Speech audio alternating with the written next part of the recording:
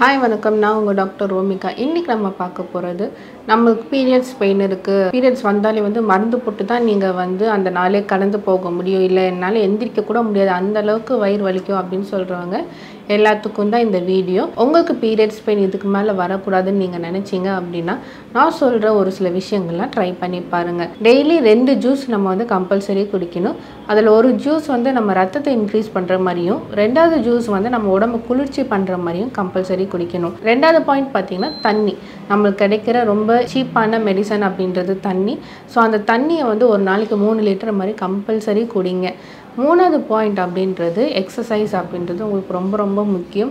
ஏதாச்சும் ஒரு எக்ஸசைஸ் எப்படியாச்சும் ஒரு 15 நிமிஷமாச்சும் ஒரு நாளைக்கு பண்ணி முடிச்சுருங்க. ஏதாச்சும் ஒரு டான்ஸ் ஆடுங்க, இல்லை வாக்கிங் போங்க, இல்லை ஏதாச்சும் கிரவுண்ட் எக்ஸசைஸ் பண்ணுங்கள், யோகா பண்ணுங்கள். பட் எக்ஸசைஸ் அப்படின்றது உங்கள் கை கால் ஆட்டி உடம்பை ஆட்டுற மாதிரி 15 நிமிஷமாச்சு இருக்கணும். மெடிடேஷன் எக்ஸசைஸ்குள்ளே வராது. 4வது பாயிண்ட் அப்படின்றது இனிப்புன்னு ஒரு சுவை வாயில் படாமல் பார்த்துக்கோங்க. நல்லா புரிஞ்சுக்கோங்க, இனிப்புன்னு ஒரு சுவை அப்படின்னு நான் சொல்கிறேன் இங்கே.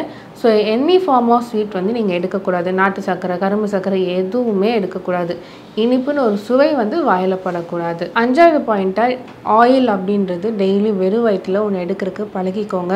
அல்சர் இருக்கிறவங்க, சாப்பிட்ட உடனே எனக்கு மோஷன் போகும்னு சொல்கிறவங்க பட்டர் எடுத்துக்கோங்க.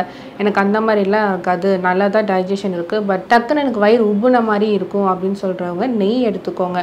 வெயிட் லாஸ் பண்ணணுன்னு நினைக்கிறவங்க தேங்காய் எண்ணெய் எடுத்துக்கோங்க. நீங்கள் இது 3ல் எது எடுத்தாலுமே 3 ஸ்பூன் எடுக்கிற மாதிரி இருக்கும். எது குடித்தாலுமே 3 ஸ்பூன் குடித்ததுக்கப்புறம் 2 டம்ளர் சுடு தண்ணி கம்பல்சரி குடிக்கணும். சாப்பிட்டுட்டு தூங்கக்கூடாது. இதெல்லாம் பண்ணிங்கன்னா வரப்போகிற நெக்ஸ்ட் பீரியட் சைக்கிளில் இப்போ இருக்கிற அளவுக்கு பெயின் உங்களுக்கு சுத்தமாக இருக்காது. இது எதுவுமே உங்களால் பண்ண முடியல அப்படின்னா சிம்பிளாக ஒரே ஒரு சொல்யூஷன் அப்படின்றது நம்ம ட்ரை ஃப்ரூட் ஜூஸ் இருக்குது. டெய்ஸி ஹாஸ்பிட்டல் சொன்ன அந்த ட்ரை ஃப்ரூட் ஜூஸை நீங்கள் 1 மந்த் ரெகுலராக குடிச்சிட்டு வந்தீங்க அப்படின்னா அடுத்த மாதம் பீரியட்ஸ் பெயின் அப்படின்றது கம்பல்சரி உங்களுக்கு 50% ரிடக்ஷன் இருக்கும். ட்ரை பண்ணி பார்த்துட்டு கண்டிப்பாக சொல்லுங்கள். தேங்க்யூ.